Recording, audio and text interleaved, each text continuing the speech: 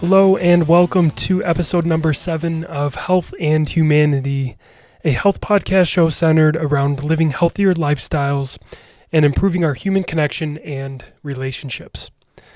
Before we begin, I'd like to ask you, if you've enjoyed this episode, if you're enjoying this podcast, please share it with your friends. You can text them the link to the podcast or the YouTube channel. And if you know of someone that you think would enjoy this podcast, somebody that wants to improve their health and live a healthier lifestyle, I would greatly appreciate you sharing it with them. Okay, so today I am breaking down a recent podcast episode from Dr. Mark Hyman's podcast, The Doctor's Pharmacy. Dr. Mark Hyman has a pretty big presence in the health space online with his podcast, and has a big social media following and is pioneering the idea of food as medicine. Dr. Hyman recently had Ben Greenfield on his show to discuss Ben's new book, Boundless, Upgrade Your Brain, Optimize Your Body, and Defy Aging. And that's what we're going to be discussing today. Ben Greenfield is a former bodybuilder, Ironman triathlete, pro obstacle course racer, speaker, and author of 13 books, and is a pretty influential guy in the health and fitness space. In his most recent book, Boundless, it dives into what we can be doing to have boundless amounts of energy throughout the day. It's really a blueprint for upgrading your brain, optimizing your body, and living a better life. So there are a number of different recommendations that Ben gives to really upgrade the energy that you have throughout the day. He talks about a whole bunch of them throughout the book, but in this podcast interview with Dr. Hyman, Ben gets into some of the top kind of highlights from the book. So the number one tip that he discusses is the idea of slow training. So what he recommends is to do shorter, like 3 to 5 minute bite-size forms of exercise throughout the day. That might be different body weight workouts. You're not really going for, the goal isn't to get jacked or for training for an Ironman. Really, you're looking to do what he calls movement snacks. Okay, so instead of going to the pantry or to the refrigerator and getting a snack in between meals, you can actually do movement snacks. And what this looks like is maybe push-ups, squats. If you have a kettlebell, you can do different kettlebell exercises, whether that's curls or swings. There's also the idea of doing a pull-up bar, right? You can have the pull-up bar in your doorway and do pull-ups throughout the day, or different ab workouts, crunches. The idea is just to do 3 to 5 minute smaller exercises throughout the day, in between meetings, in between projects, rather than having one big workout in the morning or in the evening. And what Ben talks about is that today's gym culture, it's that hardcore, soul-crushing workout at the gym. That idea didn't exist a few hundred years ago, right? And if that idea, that type of workout did exist, it was meant for the soldier, the warrior, the gladiator, somebody that wasn't necessarily expected to live that long, but needed to get in really good shape and be really strong in order to not be killed. But in the post-industrial era, we want to have that same movement and fitness, but we're typically confined to sitting all day long, right? You might have a job that you sit for 8, 9, 10 hours a day, and then you go home and you're on the couch. So what's important to know is that, people typically, they try to make up for that time sitting all day long by getting a really intense 1 hour workout, either in the morning or at the end of the day. And Ben, he actually takes the complete opposite approach. He says we want to get in the mindset of moving all day long, right? So you can have a standing or a treadmill desk. You can walk outside in the sunshine during your phone calls. He talks about the movement snacks that I just mentioned. So that could be, like I said, pull-up bar, kettlebell. Just getting in that mindset of you don't necessarily need a really intense workout every day. It's getting movement in throughout the day. And you can still do a formal exercise session. That's just icing on the cake. And also, if you are training for something more intense like an Ironman or training for a marathon, you got to stick to that protocol and do those workouts. But for your everyday average person like myself who's just looking to stay fit and healthy physically, it doesn't have to be at the gym every single day, one really intense workout. It can be smaller movements throughout the day. Okay, so then the next piece that they talk about is the idea of light therapy. The example that they use, because they own this device, it's called a Joovv. That's Joovv. It's a red and infrared LED light therapy device. What's really interesting is that we spend over 90% of our time inside. Okay, so we have the light that we need in terms of getting light from TV screens, computers, our tablets, our phones, or fluorescent lights overhead, right? Light bulbs. We are getting enough light, but it's not the light that we need. It's mostly blue light from all those different devices that I just mentioned.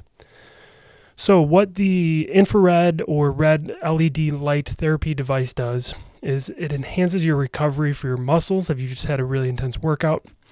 It can enhance your sleep, your skin, and really just your overall health just through this light therapy. And in addition to that, it also increases your blood flow and enhances your mental clarity. Okay, so then the next topic that they discuss is the idea of hot and cold therapy. And I've talked about this before with the Wim Hof method of having cold showers, and you can alternate between hot and cold. And they mention it again in this episode that you can do something that's high temperature, like a sauna, if you want to sit in a sauna for a little while, and then you go out and you have your cold shower or bath or ice bath. And again, this is just really good for your blood circulation, your mental clarity, and heightened energy throughout the day. Okay, so then the next piece that they discuss is your diet or nutrition. And Ben talks about how there's not one diet for everyone, right? You know, you see with different diet fads, they market to you as if that's the only diet for you and for everyone. And that's just not the case. What you need to do is figure out what's best for your body. So that's going to take a lot of experimentation, a lot of trial and error, but try different types of nutrition, different diets, and figure out what's best for your body. So even though there isn't one diet for everyone, there are some common themes across the board here. And what Ben talks about is that you really should look at what your ancestors ate. So if you're largely Northern European, you should be okay with things like fermented foods, salted foods, fish, meat, etc. Or if your ancestors are Southeast Asia or Sub-Saharan Africa, you might do better with some citrusy fruits, maybe some of the higher carbohydrates, coconuts, purple potatoes, etc. He really suggested just to find out your basic ancestral food needs. And if you have to get a DNA or blood test to figure out, what it is that your ancestors, where did your ancestors come from? Look at that data. Look at what the foods that they ate. And you should be good eating largely those foods. But what you don't want to do is to just look at whatever the most popular diet book is in the bookstore and assume that it's going to work for you, because it's most likely not going to work. Okay, and then with the topic of nutrition, they also get into the idea of fasting, which I've been doing myself now for a few years.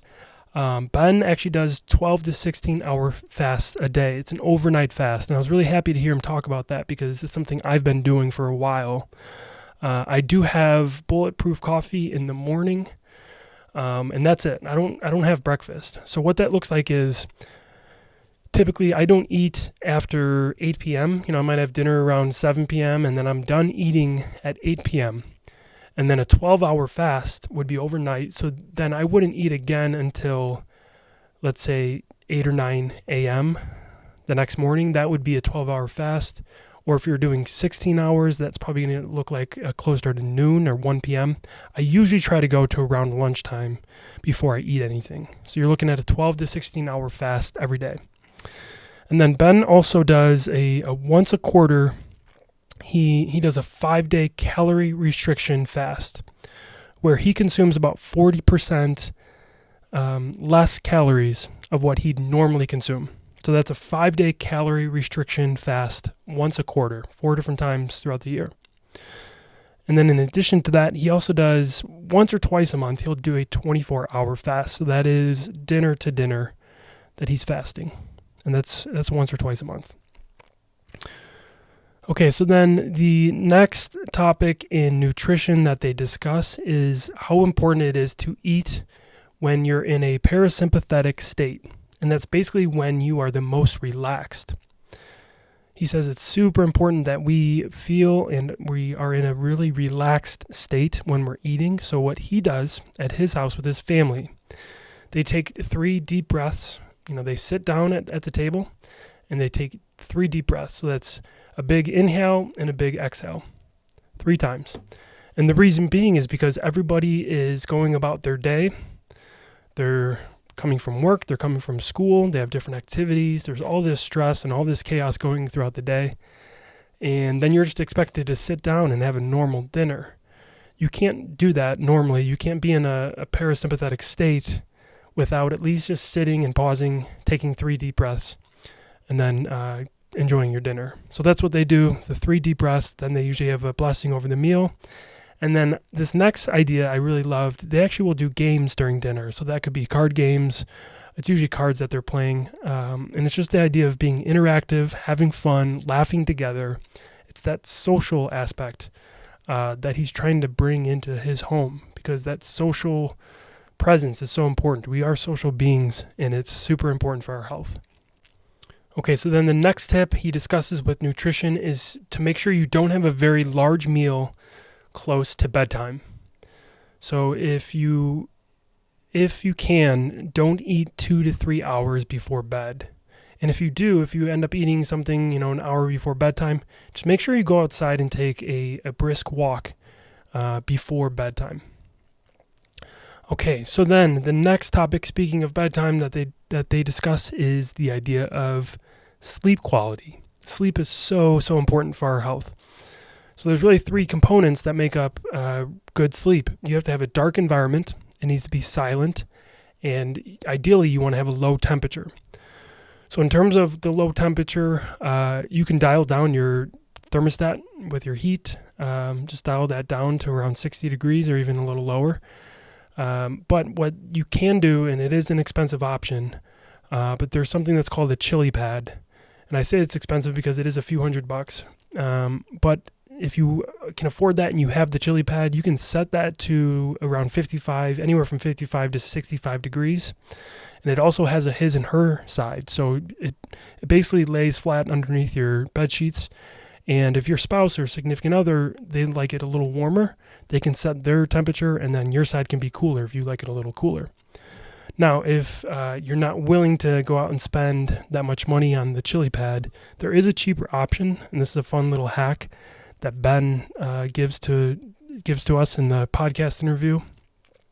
You can wear wool socks, and it's going to have the same effect. What it does is it helps cool the rest of our body while our feet stay warm. So that's just a fun hack. I've actually been trying the wool socks the last few nights, and I'm noticing a big difference with my sleep. And then the next thing is blue light. We already kind of know this at this point. It should be kind of common knowledge that we shouldn't be on our screens before bed, scrolling through our phone or having the TV on in our bedroom. So make sure you reduce or eliminate screen time just before bed. Or if you don't, at the very least, if you are on your screens, make sure you're wearing blue light blocking glasses. Or you can put your phone on night mode, which most phones have that now. You can just flip your iPhone over to night mode. And then the other thing to keep in mind is that our circadian rhythm doesn't start at night. It actually starts in the morning. So you really want to make sure you're getting lots of natural sunlight first thing in the morning. So make sure you just open up your blinds, your shades right away after waking up and get that natural light in your room. And then the last hack that he offers here, and it's something I've been giving a try the last few nights, and I find it working pretty well. If you're somebody that has a hard time falling asleep at night, if you roll around in bed and you're tossing and turning and it takes a while to fall asleep, you want to practice deep breathing, which will help you fall asleep. So the suggestion Ben gives here is called 4-8 breathing. What you do is you breathe in for 4 seconds and then you exhale for 8. And like I said, I've been giving this a try, and I'm noticing I knock out within a few minutes after doing that deep breathing exercise.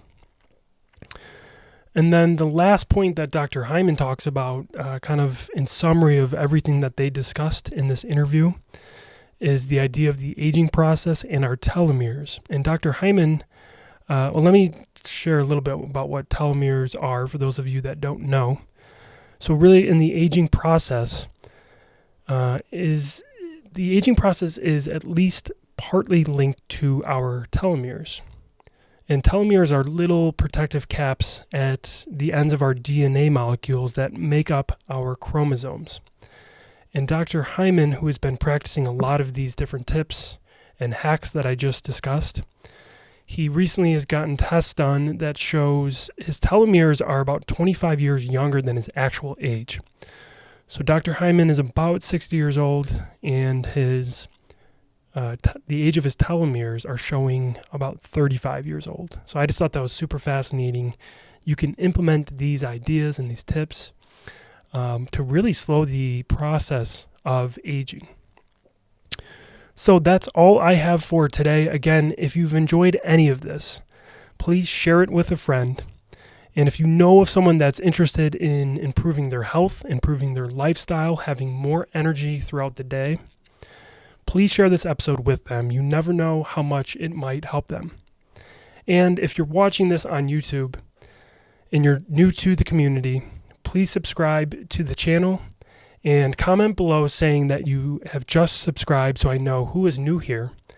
And let me know how this has helped you have more energy throughout the day. I thank you so much for listening, and I hope you have a great day.